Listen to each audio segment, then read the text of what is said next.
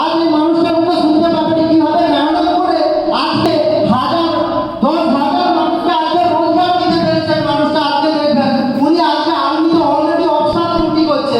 Officer duty বলে মানুষের সময় নেই, উনি আজকে 24 ঘন্টা ডিউটি দেওয়া চলাকালীনও আজকে ভারতবর্ষ নিয়ে রোজগার করছে। আজকে লোকে ওনার মাধ্যমে রোজগার করতে পারছে। ওনাকে কল করে thank you sir, thank you sir, thank you sir,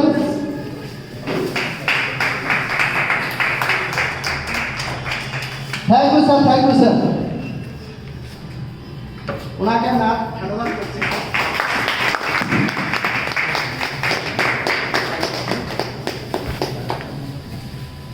Thank you very much.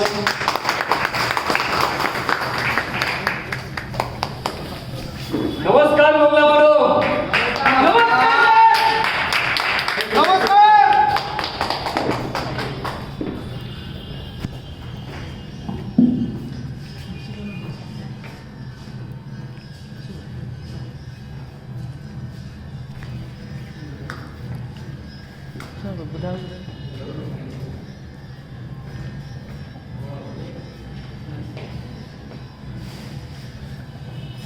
আপনাদের এই মান সম্মান দেখে মানে গর্বের মধ্যে মানে হাতটা ফুলে উঠল। বাহান্ন ইউনিটে সিনেমা হল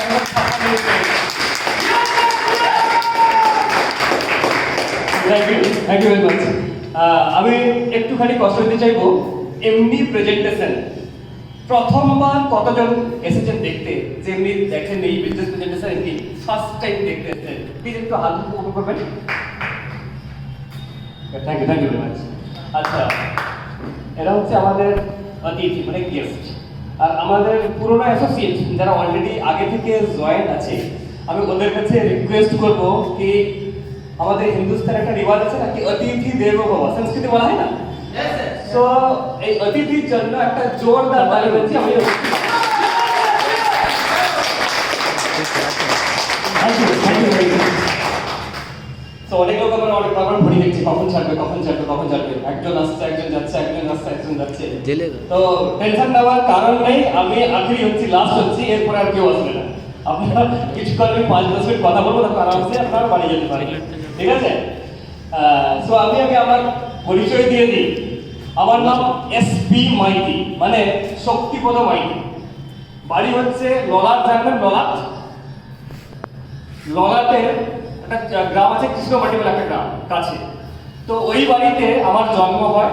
বাবার নাম সুরেন্দ্রনাথ মাইতি, আর অনেক জমি কম, প্রায় 1 বিঘা মতো টোটাল জমি ছিল, আর অনেক গরিব করেছিলেন, অনেক গরিব বলে চলেছে। তো ওই বাড়ি থেকে বড় হয়ে ক্লাস 2 করার পরে আমি চাকরির সন্ধানে যাই, তারপর 10+2 কমপ্লিট করে আমি আর্মিতে চাকরি করি। আর্মিতে কিছুদিন চাকরি করার পরে এখন আমি আর্মি অফিসার হচ্ছি, একজন গেজেটেড অফিসার। তো দীর্ঘদিন আমার 26 বছর চাকরি হয়ে গেছে। তো এই চাকরি করার সময় আমি যখন পুনাতে পোস্টিং যাই, সেই সময় আমাকে একজন বন্ধু বলে कि सर आप अपना लाइफ चेंज करना चाहते हैं क्या, মানে বাংলাতে বলছি কারণ কি ভুইয়া দাও অনেক সময় বাংলা বলছিলাম সে হিন্দি বলছিলাম, কিন্তু আমরা বাইরে থেকে থেকে হিন্দি বলাটা অভ্যস্ত হয়ে গেছে। বাড়িতে আসার পরেও কখনো কখনো বাংলা বলতে আমাদের প্রবলেম এসে যায়, মানে এমনি হিন্দি কমফোর্টেবল বোঝা যায় না, বোঝা যায় না সবাইকে, কোনো অসুবিধা হয় না। আর হিন্দি সিনেমা দেখে দেখে একটু শিখে গেছিলাম আমরা হিন্দি বলা না হিন্দি। সো আমাকে জিজ্ঞেস করলেন ওই ভদ্রলোক কি আপনি আপনার জীবনে কিছু করতে চান কি? আমি ওকে উপর থেকে দেখলাম একবার, এই আবার কি আসলো, চাকরি করছি, তবে 20 বছর চাকরি হয়ে গেছিল আমার। আর 20 বছর চাকরি হওয়ার পর আমার স্যালারি তখন 30,000 ছিল, আমি হাওয়ালদার র্যাঙ্ক ছিল আমার তখন, 30,000 টাকা স্যালারি পেতাম। সো বললাম 30,000 টাকা স্যালারি পাচ্ছি, 20 বছর পরে বলছে কি জিন্দগি বদলানো যেতে পারে। তো ভাবলাম চলো দেখে নিই কি হচ্ছে। তো দেখার জন্য বললে স্যার দেখতে যদি আপনি চান তাহলে সানডেতে আসতে হবে, একটা হোটেল নন্দাদি বলে একটা হোটেল আছে, ওইখানে আমাদের 4টার সময় একটা প্রোগ্রাম হবে, আধা ঘন্টা থেকে 1 ঘন্টা লাগবে টোটাল। ওখানে যদি যান তাহলে বুঝতে পারবেন আপনি চাকরি করছেন, চাকরির সঙ্গেও পয়সা কামাতে পারেন। আর আপনি একা আসবেন না, সঙ্গে ম্যাডামকেও নিয়ে আসবেন, কারণ কি আমাদের একটা পার্টি বন্দোবস্ত আছে, টি পার্টি হবে। তো ম্যাডামকে বললাম চল তাহলে টি পার্টির জন্য খেয়ে দিয়ে আসি, কিছু হোক না খাওয়াতে হবে, চা খাওয়া হবে। তো সেই সানডেতে আমি আমার স্ত্রী দুজন মিলে তৈরি হয়ে প্রোগ্রাম দেখতে যাই। যাওয়ার পরে এমনি অনেক ভিড় ছিল, অনেক গ্যাদারিং ছিল, আর এমনি প্রোগ্রাম চলছিল। আর ও ভদ্রলোককে এখানে বলছিলেন, যে ভুইয়ারা বলছিলেন, অমনি ওখানে ভদ্রলোক বলছিল, ও চিল্লে চিকে বলছিল লাখো কামাও করোড়া কামাও, লাখো কামাও করোড়া কামাও। সত্যি সত্যি একটা কথা বলি, মাথায় একটু ঢুকছিল না কিছু।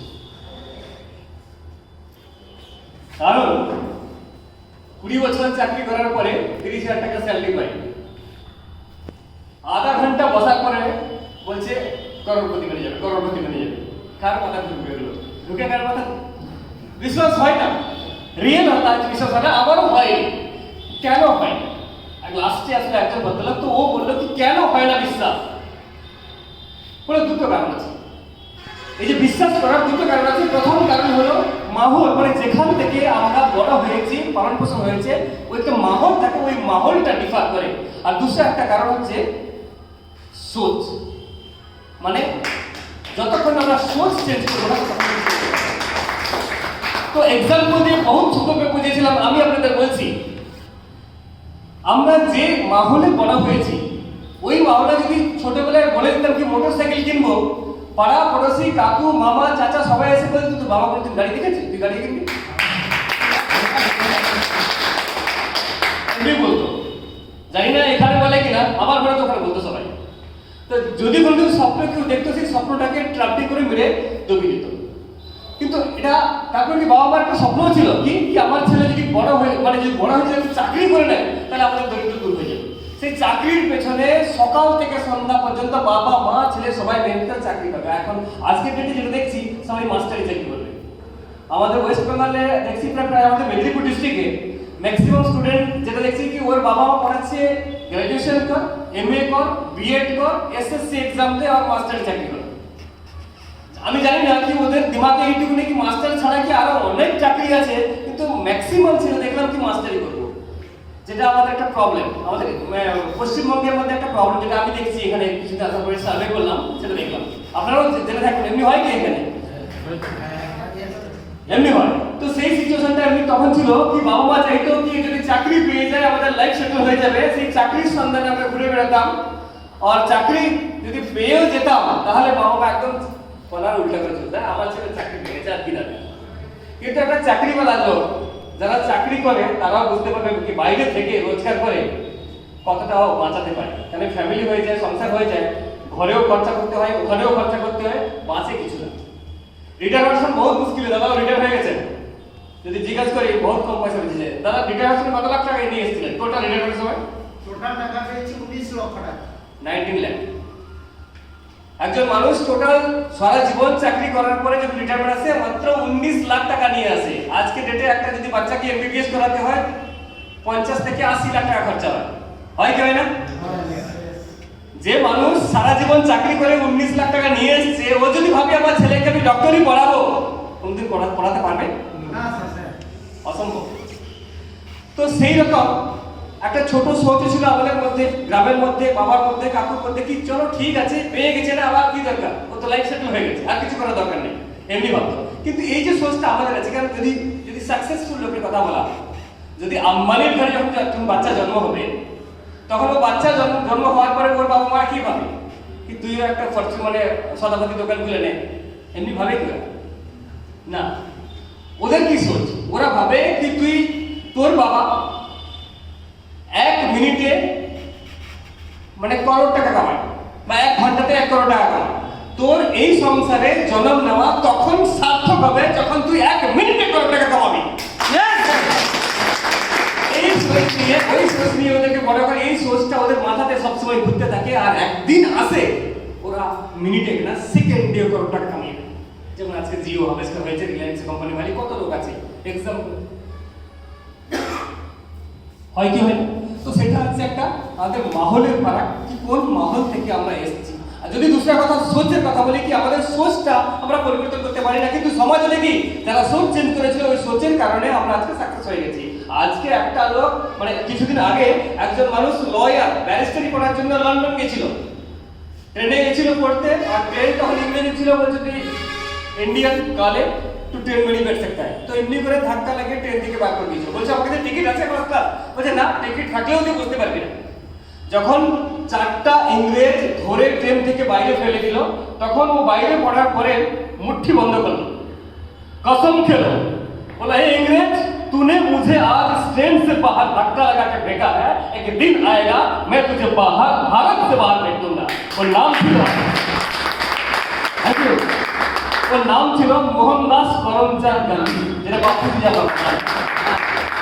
তো ওই একটা মানুষ যদি সোচ না পরিবর্তন করতো তাহলে আমরা কি আজকে স্বাধীন হয়ে থাকতে পারতাম না কোন না কোনো জায়গাতে আমরাও আজকে ওই নীল খেতি করতাম রবিন হুডের আন্ডারে, তাই কিনা? একজন মানুষ 36 বছর বাসের কন্ট্রাক্টর করেছে, 36 বছর। তখন ভেবেছে যদি আমি কন্ট্রাক্টর করি তাহলে লাইফে কোনোদিন চেঞ্জেস আসবে না, সোচটাকে বদলাতে হবে। সোচ পরিবর্তন করলো, অ্যাক্টিং রাস্তা পেলো, অপরচুনিটি পেলো, অ্যাক্টিং করতে গেল, রজনীকান্ত বেরিয়ে গেল। Thank you. একজন মানুষ পেট্রোল পাম্পে পেট্রোল ভরতো, ওই কাজ করতে করতে ভাবলো যদি এই কাজ আমি সারা জীবন করি তাহলে লাইফে কিছু হবে না, কিছু আমাকে হাঁটতে করতে হবে, কিছু আলাদা করতে হবে। তাই ও অন্য বিজনেস অন্য কিছু কাজ করার চেষ্টা করলো, ট্রাই করলো। আর ওই ট্রাই করতে গিয়ে ফেলিওর হলো, আবার পাস হলো, ফেলিওর হলো, পড়লো উঠলো এমনি করে। জীবন মানে তো উপর নিচে হয় না। তো অমনি করতে করতে সেই একটা মানুষ আজকে ইন্ডিয়ার মধ্যে সবচেয়ে আমির লোক হয়ে দেখালো, ধীরুভাই আম্বানি। এমনি ছোট ছোট বিশ্বাস করে নিজেদের সোচটাকে পরিবর্তন করে যদি ওদের জীবন পরিবর্তন করতে পারে, ভারতের নকশা বদলাতে পারে, আমরা যদি আমাদের জীবনটা মানে সোচটা পরিবর্তন করে নিই, কি আমরা আমাদের লাইফটাকে পরিবর্তন করতে পারি না? তো আমাদের লাইফটা পরিবর্তন করা দরকার আছে। এই কথাটা তখন ওই স্টেজের মধ্যে বলেছিল, আমি বসে বসে শুনছিলাম, তখন ভাবলাম একবার তো কোশিশ করে দেখা দরকার আছে, একবার তো কোশিশ করে দেখা দরকার আছে। আমি কোশিশ করে দেখবো হয় কি না হয় সেটা পরের কথা, একবার কোশিশ আমি জরুরি করে দেখবো। তখন আমি ডিসিশন নিয়েছিলাম, চলো ঠিক আছে, একটা কিনতে তো কিছু হবে। আজ পর্যন্ত কত দোকান থেকে কত কিছু কিনে নিয়েছি, একবার যদি আমি সেফ শপ থেকে প্যান্ট শার্ট জুতা চপ্পল কিনে নিই, কোন সময় রাস্তায় চলে যাবো? দোকানই তো চেঞ্জ করছি, সেই ভেবে আমি একবার এই সেফ শপ থেকে প্রোডাক্ট নিয়েছিলাম, দুটো প্যান্ট পিস নিয়েছিলাম। সেই দুটো প্যান্ট পিসের দাম ছিল 7,872 টাকা। সেই 7,872 টাকা আমার লাইফে আজকে কি করেছে বহুত শর্টে বলছি। বিজনেস জয়েন করলাম, প্রোডাক্ট আসলো, একটা তো স্যুট তো পরতাম না তখন, স্যুট না পরে কি করলাম, একটা প্যান্ট পিসকে দুটো প্যান্ট সিলিয়ে নিয়েছিলাম। মানে কোটলিনের পুরো কাপড় এসেছিল 3.10 মিটার, তো দুটো প্যান্ট সিলিয়েছিলাম। কেন কোট তো পরি না, কি করবো কোট পরি। दूसरा একটা লেন্স ছিল রাখা ছিল, তখন ভাই ফোটার সময় ছিল, সালা এসেছিল বাড়িতে, বউ বললো তুমি দুটো কিনেছ, একটা ভাইকে দিয়ে দাও। সবাই বলে ভাই মানে সবাই আগে দিতে হবে। তো একটা লেন্স ছিল, আমি ওর সালাকে দিয়ে দিলাম যে তুইও করে নে। তো এটা ছিল আমার খরচা, মানে কাজে লেগে গেছিল। তারপরে পেলাম বিজনেস পাওয়ার পরে চাকরি করি, বিকেলে কখনো সময় পাই কখনো পাই না। এমনি সময় আমাদের সিনিয়র বললো কি স্যার আধা ঘন্টা 1 ঘন্টা যদি আসেন তাহলে আমি শেখাবো কেমনি কাজ করতে হবে আর কেমনি এই মানে লোকজনকে আইডিয়া দিতে হবে। তো ছোট একটা ট্রেনিং করলো, বললাম কি আমাদের যে বন্ধু বান্ধব আছে সবার একটা রোজগার দরকার। যে আজকে করোনা কালে বহুত বেশি দরকার পড়েছে, কিন্তু করোনা যখন ছিল না তখনও দরকার ছিল। আজকে জরুরতটা বেড়ে গেছে, কারণ আজকে চাকরি নেই, ম্যাক্সিমাম মানে যে কোম্পানি ছিল সব বন্ধ হয়ে গেছে, কিছু সরকারি সংস্থা সেগুলো চলে বেড়াচ্ছে। তো তখন আমাকে শেখালো কি যে মানুষকে আমি জিজ্ঞাসা করবো কি তোমার আরো ইনকামের দরকার কি, আপনারা যদি কাউকেও জিজ্ঞাসা করেন কি ইনকামের দরকার আছে কিনা, কখনো না বলবেন না ইনকাম দরকার নেই, কেউ বলবে না। বলে কি কেউ না, সবাই বলে আমি যেমনি আছি তার থেকে এক্সপেক্ট করে উঠতে চাই। আর যদি 10 টাকা কামাই তো 15 টাকা কামাতে চাই, যদি 1 লাখ টাকা কামাই তো 1.5 লাখ টাকা কামাতে চাই, যদি আমি 30,000 টাকা কামাই তো 35 করতে চাই, এমনি সবাই ভাবে।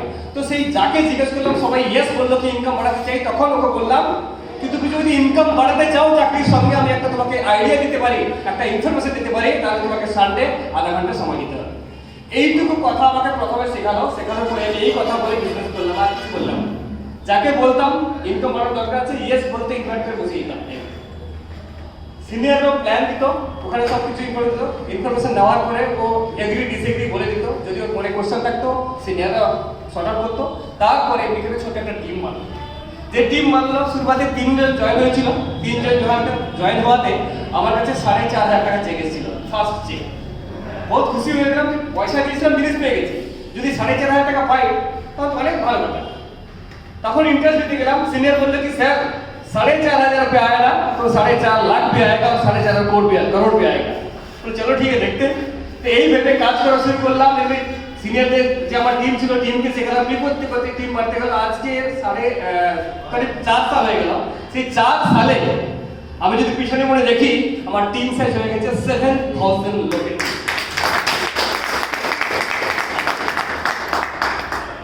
2000-5000 করে সপ্তাহে ইনকাম হতো সেই সময় চাকরির সঙ্গে সঙ্গে। ওইটা বেড়ে বেড়ে বেড়ে বেড়ে আজকে ডেটে হয়ে উঠেছে, যদি সপ্তাহের কথা বলি, পিছলা সপ্তাহে আমার ইনকাম ছিল এক সপ্তাহে 72,000 টাকা। এক সপ্তাহে 70,000। আজকে যদি আমি আমার অ্যাচিভমেন্টের কথা বলি, ছোট ছোট অ্যাচিভমেন্ট, ওটা মানে মাইনে রাখি। একটা যখন ছোট ছিলাম তখন ঘড়ি করতাম, তো টিকটিক বলা 10 টাকা 20 টাকা দাম হতো, তো ওই ঘড়িগুলো করতাম। শ্বশুর ঘরে দিয়েছিল একটা ঘড়ি, তারপরে মেহেঙ্গা ঘড়ি কিনেছিলাম 1020 টাকা দিয়ে টাইটেল ক্যান্টিন থেকে, সিএসডি ক্যান্টিন থেকে। আজকে যদি আমি কথা বলি, এই যে ঘড়িটা পরে আপনার সামনে দাঁড়িয়েছি, এই ঘড়িটার দাম হচ্ছে 30,000 রুপিস। 30,000 টাকা ঘড়িটা বড় কথা না। আরেকটা ঘড়ি আছে যেটা আমি আজকে নিয়ে আসি, এখানে ট্রাভেলে আসাম কদিনের জন্য শর্ট ডিউরেশন ছুটি এসেছিলাম, আমি 5 দিনের ছুটি এখানে এসেছিলাম। সেই 5 দিনের জন্য একটা ঘড়ি আছে আমার কাছে, যে ঘড়িটার নাম হচ্ছে রেডো কোম্পানি, ওর দাম হচ্ছে 78,000 টাকা, 78,000। এইটা সিকো, যেটা পড়েছি আমি ঘড়িটা, এটা সিকো। আরেকটা ঘড়ি আছে রেডো কোম্পানি, দাদা দেখুন এইটা। মোটরসাইকেল আজকে ডেটে 5খানা মোটরসাইকেল মেনটেন করছি, 5 মোটরসাইকেল। রাঁচিতে একটা বাড়ি আছে, ওখানে একটা মোটরসাইকেল আছে। বাড়িতে গ্রামের বাড়িতে একটা মোটরসাইকেল আছে, টিভিএস ম্যাক্স 100, যেটা প্রথম কিনেছিলাম, এখানে একটা আছে। পুনাতে বাড়ি আছে, পুনাতে একটা মোটরসাইকেল আছে। আমি হরিদ্বারে চাকরি করি বর্তমান, হরিদ্বারে 2টো আছে। তো টোটাল 5খানা মোটরসাইকেল আছে। আর ফ্যামিলি মেম্বার হলো আমি আর আমার বউ আর দুটো, একজন ছেলে একজন মেয়ে, 4 জনের ফ্যামিলি। গাড়ি একটা মেনটেন করি 15 লাখের হন্ডা সিটি লাক্সারিয়াস কার। বাইকের মধ্যে থান্ডারবার্ডও নিয়েছি, 1,70,000 টাকা দাম থান্ডারবার্ড বুলেটের মধ্যে।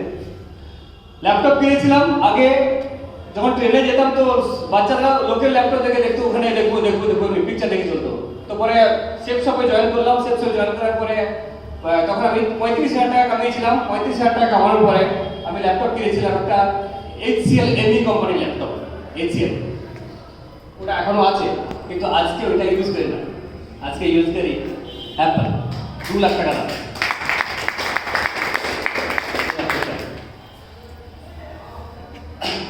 মোবাইল তো সবাই ইউজ করে, অনেক মোবাইল চেঞ্জ হয়েছে। আগে একবার বলে দিই আমার ছোট কাহিনী, 3,500 টাকা দিয়ে না 4,500 টাকা নিয়েছিল একটা নোকিয়া কোম্পানির মোবাইল কিনেছিলাম। তো বাড়িতে আসার পরে বউয়ের সঙ্গে ঝগড়া হয়ে গেছিল। বললো তোমার কাছে অলরেডি 1500 টাকা মোবাইল আছে, স্যামসাং গুরু, তো তুমি কেন আবার কিনলে? বেকার পয়সা খরচা করছে, ফিজুল খরচা এমনি করে ঝগড়া হয়েছিল। তারপরে পরে যখন সেফ শপে আসলাম, সেফ শপে আসার পরে নিজে বই বলতে তোমাকে না এই সব ছোট ছোট ফোনগুলো ভালো লাগে না। তো আমি আবার একটা অ্যাপেল ফোন কিনলাম নিজে। তারপরে ওয়াইফকে একটা ফোন কিনে দিলাম। অ্যাপেল যে ওয়াইফ যে ফোনটা ইউজ করে সেটা হচ্ছে অ্যাপেল 8 প্লাস। ও ফটোটা আছে, এটা না, এটা তো এমনি এখন যেটা ইউজ করছি। আর একটা ফটো আছে অ্যাপেল 8 প্লাস। ওর রেট হচ্ছে 77,000 টাকা, 77,000 অ্যাপেল। আর আমি যে ফোনটা এখন বর্তমানে ইউজ করছি, যেটা OnePlus হচ্ছে, OnePlus এর নাম তো শুনে থাকবেন, OnePlus শুনেনি। সেই OnePlus ফোনটা যার স্টার্টিং রেঞ্জ হচ্ছে 50,000 টাকা, শুরুয়াতি হয়েছে 45,000 থেকে শুরু হয়েছে। এই যে হাতে এই ফোনটা আছে এটা। তো এটা হচ্ছে ওয়াইফের কাছে থেকে Apple 8 Plus 77,560। তো বাড়ি যদি বলি, মা বাবা বলতো কি এখানে একটা বাড়ি ঘর, ডলারের মধ্যে একটা বাড়ি ঘর। তখন আমি সেফ শপে আসিনি, তার আগে ভাবতাম কি এখানে স্কুল নেই, কলেজ নেই, ছোট বাচ্চাদের নিয়ে বহুত অসুবিধা। কারণ বাইরে থেকেছি তো বাচ্চাদের ইংলিশ মিডিয়াম স্কুলে পড়তো, তো এখানে আসার পর অসুবিধা হবে। যাতে এখানে বাড়ি বানাই নেই, এখানে ওই গ্রামের বাড়ি যেটা বাবা বাড়ি ছিল ওটাই আছে। তো আমি বাড়ি বানিয়েছি রাঁচিতে একটা জায়গায় নিয়ে আমি বাড়ি বানিয়েছিলাম। এই বাড়িটা, এটা আগেকার ফটো, এটা কমপ্লিট হয়নি, এখন কমপ্লিট হয়ে গেছে। এটা এখন দাম যদি এখন বিক্রি হওয়ার জন্য কথা বলেছিলাম, তো 80 লাখ দাম বলছে, 80 লাখ টাকা দাম বাড়িতে দাম হয়েছে রাঁচিতে। কিন্তু এখন বর্তমানে একটা রাঁচিতে বাড়ি তো আছে। তো ছেলে মেয়ে বড় হয়েছে, মেয়ে বলছে আমি MBBS করতে যাব। যদি MBBS করতে হয় তাহলে তো বাইরে থাকতে হবে, পুনা থাকতে হবে। তো পুনাতে এই বছর একটা ফ্ল্যাট কিনেছি 50 লাখ টাকা। কিন্তু আমি যদি দাদার সঙ্গে কম্পেয়ার করি, আমিও চাকরি করি আর্মিতে, দাদাও চাকরি করে আর্মিতে, দাদা রিটায়ারমেন্টে 19 লাখ টাকা নিয়ে আসলো, আমি যদি রিটায়ারমেন্ট নিতাম কত পেতাম? 19-20 লাখ টাকা পেতাম, এত পেতাম। আমার লাইফে যে চেঞ্জেস এসছে এটা কি শুধু চাকরিতে হতে পারতো? এই জন্য হতে পারলো কি আমি একটা বিশ্বাস করেছিলাম, শুধু একটা ছোট বিশ্বাস করেছিলাম কি সেটা যাচ্ছেটা কি, জিনিসটা আমি কিনছি এই দোকান থেকে না নিয়ে একবার এই দোকান থেকে কিনে নি। তো এখন আপনারা ভাববে কি এই কাজটা কেমনি করে করতে হবে। এই কাজটা করার জন্য আপনাকে একটা ছোট ফর্ম ফিল আপ করতে হবে, পুরো টোটাল ফ্রিতে বিজনেস হচ্ছে, ফর্ম দাদার কাছে আছে, ওই ফর্মটা ফিল আপ করতে হবে যারা নতুন এসেছেন। ফর্ম ফিল আপ করার পরে অনলাইনে রেজিস্ট্রেশন হয়ে যাবে, রেজিস্ট্রেশন হওয়ার পর একটা সিনিয়রিটি পেয়ে যাবেন, আপনি একটা সিনিয়র হয়ে যাবেন। আপনি ফর্ম ফিল আপ করলেন তো আপনি সিনিয়র হলেন, আপনার পরে যে ফর্ম ফিল আপ করবে সে আপনারই টিমে আসবে। তাহলে ফর্মটা আগে ফিল আপ করা দরকার আছে সিনিয়র হয়ে যাওয়ার জন্য, তাই কি না? তো মনে করেন যদি ব্যাংকে একটা ভ্যাকেন্সি বেরোয়, কি একটা চাপরাসির ভ্যাকেন্সি বেরিয়েছে, একটা ম্যানেজারের ভ্যাকেন্সি বেরিয়েছে, যদি ফর্ম ভরতে হয় তাহলে কোনটা ভরবো? ম্যানেজারটা ভরবো কি চাপরাসিটা?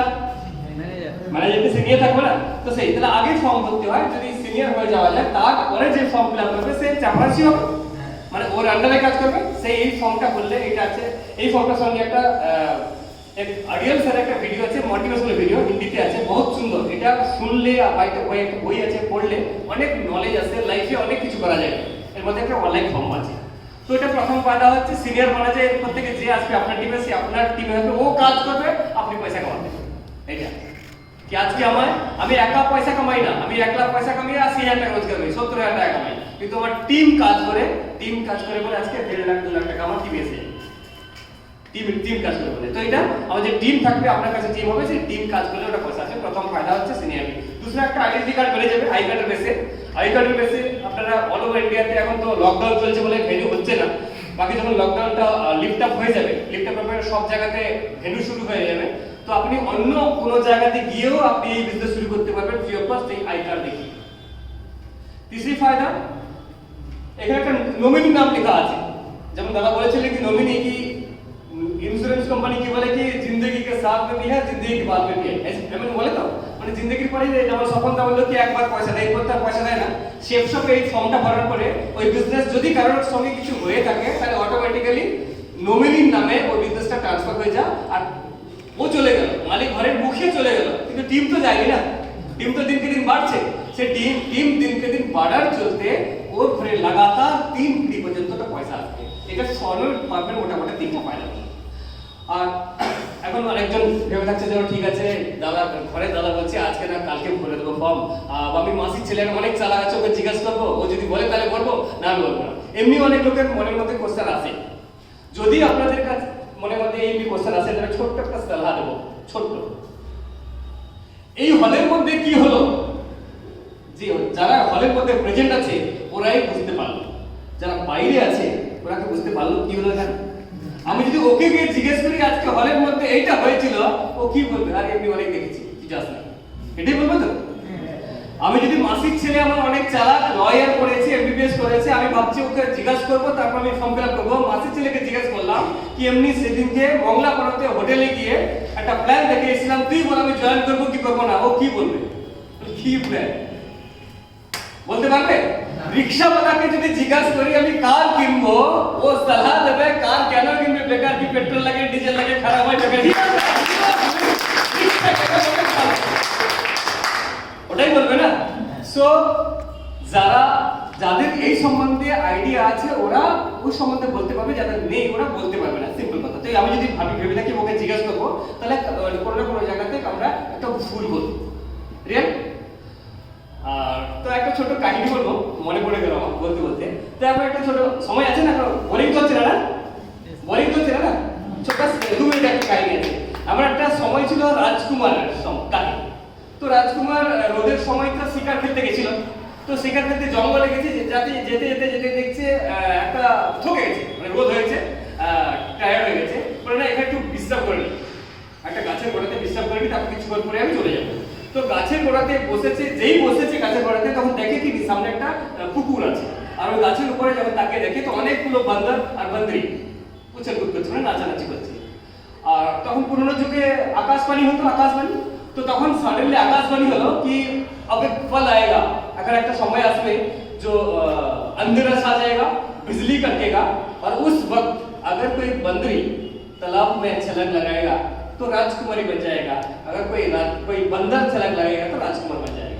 মানে যদি कोई বান্দরি তাহলে ছেলে মানে ওই ডুবে পুকুরে জাম্প করে তাহলে রাজকুমারী বনে যাবে, আর যদি বান্দর ডুবে তাহলে রাজকুমার বনে যাবে। এমনি একটা আকাশবাণী হলো, আর কিছুক্ষণ পরে এমনিই হলো, অন্ধকার হয়ে গেল আর বজ্রপাত হলো। আর তখন অন্ধকার হওয়ার সময় তো দেখা যায়নি কিছু, একটা জলে পড়ে একটা আওয়াজ আসে রাজকুমারের কানে আসে। কিছুক্ষণ পরে যখন অন্ধকারটা হেঁটে যায় দেখে মানে পুকুর থেকে একটা সুন্দর রাজকুমারী বেরিয়ে আসছে। যে রাজকুমারীকে দেখেছে যত বাকি বান্দর বান্দরী ছিল ওকে দেখে সবাই একদম লাফালাফ করে সবাই পুকুরে ঝাঁপ দিতে লাগলো।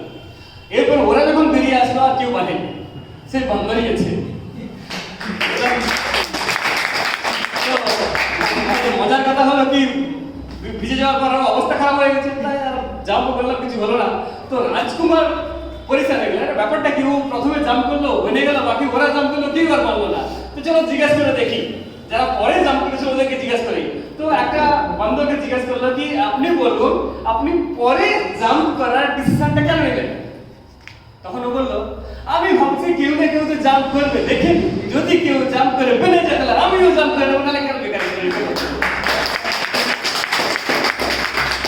এমনি স্টেটমেন্টগুলো আমরা আমাদের আশেপাশে গ্রামে মহল্লাতে শুনতে থাকি যে কেন আমি করবো, ও করছে দেখি ওর যদি কিছু হয়ে যায় তাহলে যাবো, ও পরীক্ষা দিয়েছে যদি পাস হয়ে যায় আমি ফর্ম ভরবো, নাহলে কেন করবো, ওই কাজটা করছে যদি সাকসেস হয়ে যায় তাহলে আমি ভরবো, আমি কেন বলবো। কেন কি ওরা কখনো চায় না কি আমিও ফার্স্ট স্টেপ নিয়ে করি, ও পাচ্ছে তো আমি কেন পারবো না। এমনি করে স্টেটমেন্ট আমাদের সমাজে অনেক লোক ভাবে।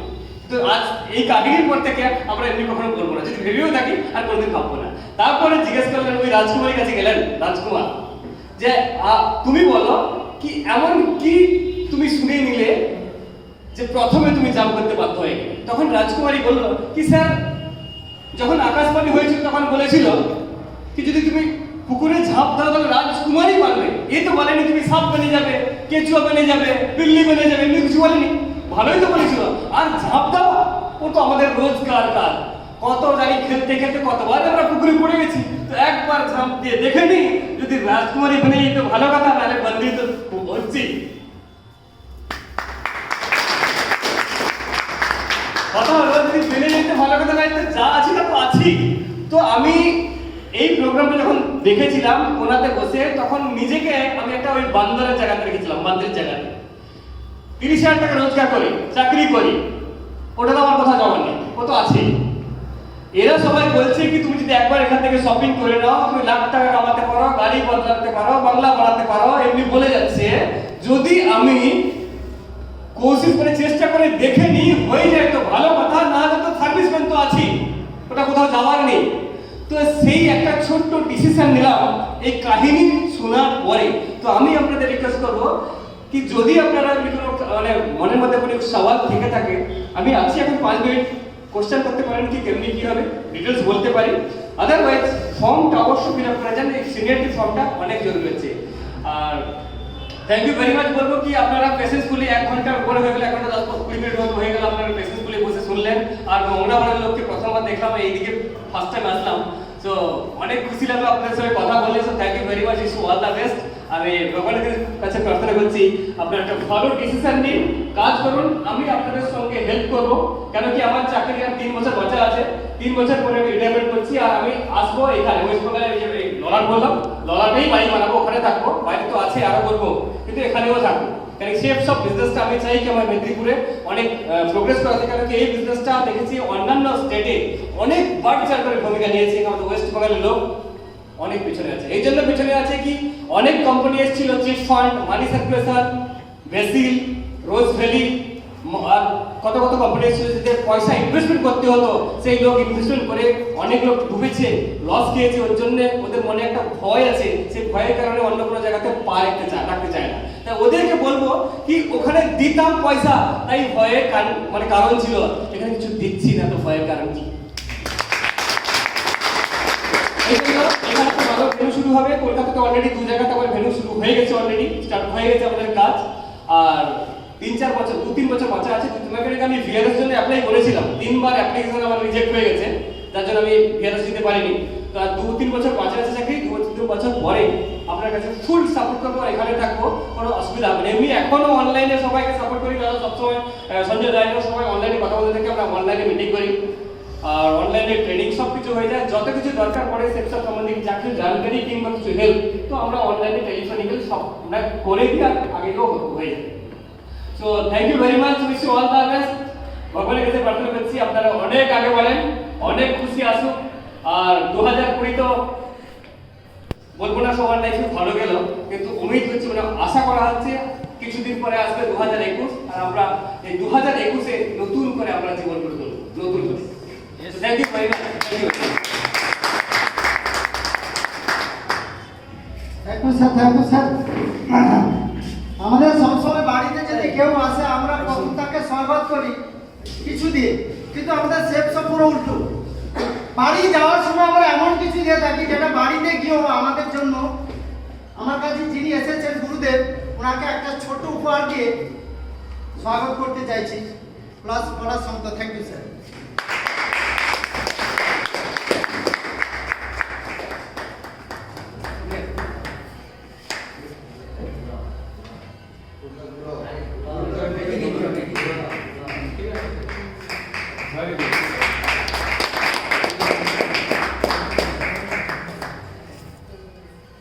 Thank you sir, thank you sir. স্যারের হাত থেকে আরেকটা জিনিস আমরা উপহার দিতে চাইছি। স্যার আমাদের হাতে কারোর কাছে সঞ্জয় পাত্র হাতে তুলে যেটা ভাগবত গীতা, যেটা আমরা আজকে চোখে দেখতে আমরা ডিজিটাল ভাগবত গীতা, স্যার একবার দেখিয়ে ওনার হাতে উপহার তুলে দেবে ভাগবত গীতা, প্লিজ। সঞ্জয় পাত্র স্যার প্লিজ একবার সে দেখিয়ে দিন কিভাবে ইউজ করতে হবে ওটা।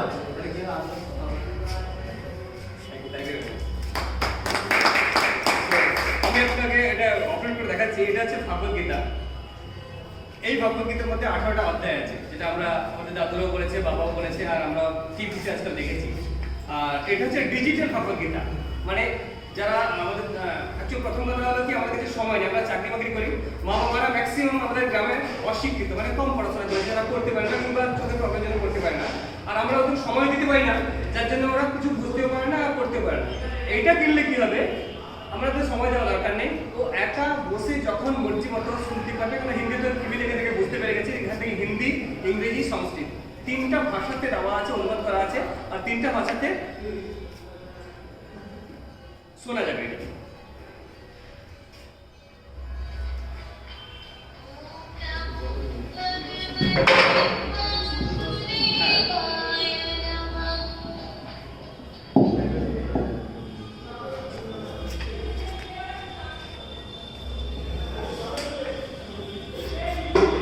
সিম্বল দেওয়া আছে।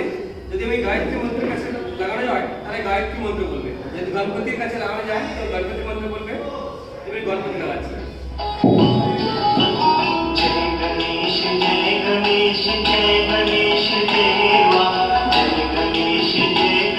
লেখা আছে চ্যাপ্টার 1, লেখা আছে চ্যাপ্টার 1।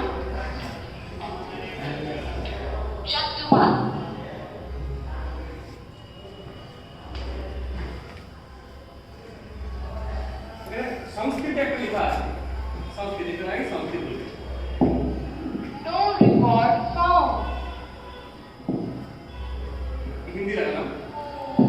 धृतराष्ट्र ने कहा, हे संजय, धर्मभूमि कुरुक्षेत्र में युद्ध की इच्छा से एकत्र हुए मेरे नीचे अंग्रेजी लिखा है।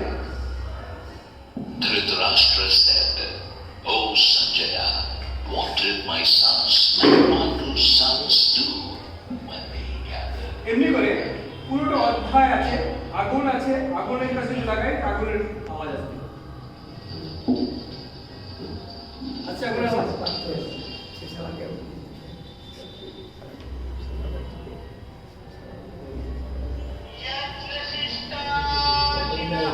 এটা সংখ্যা দেখা যাচ্ছে।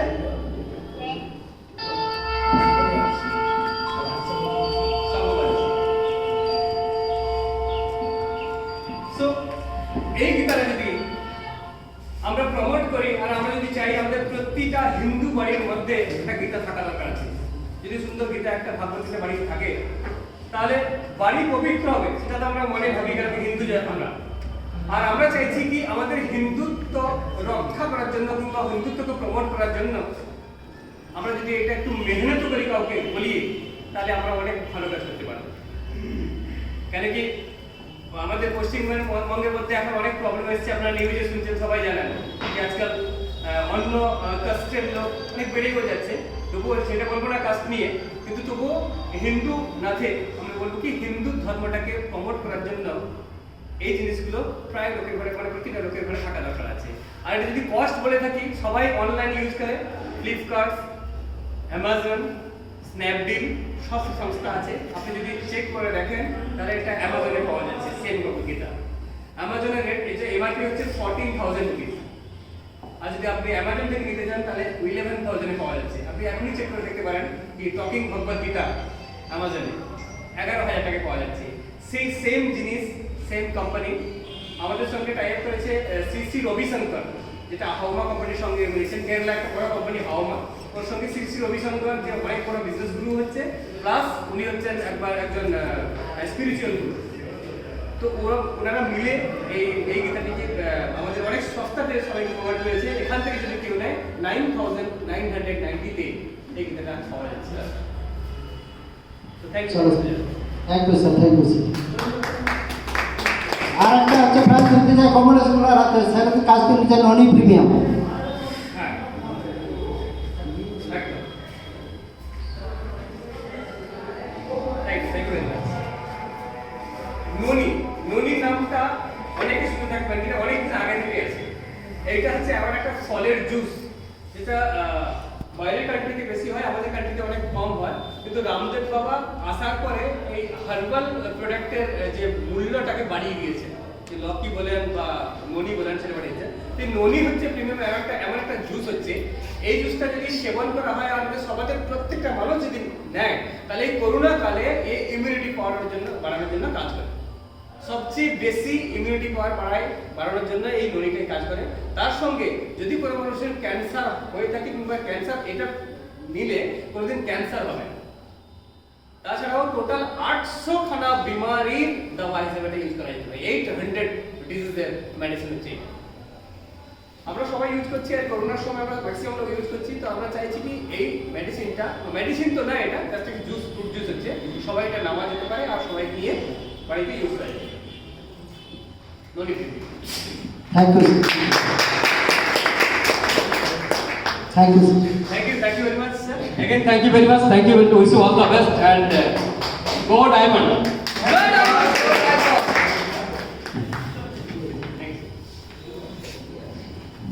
এতক্ষণ ধরে আমাদের যে ইনফরমেশন দেওয়া হয়েছিল অবশ্যই ভালো লেগেছে।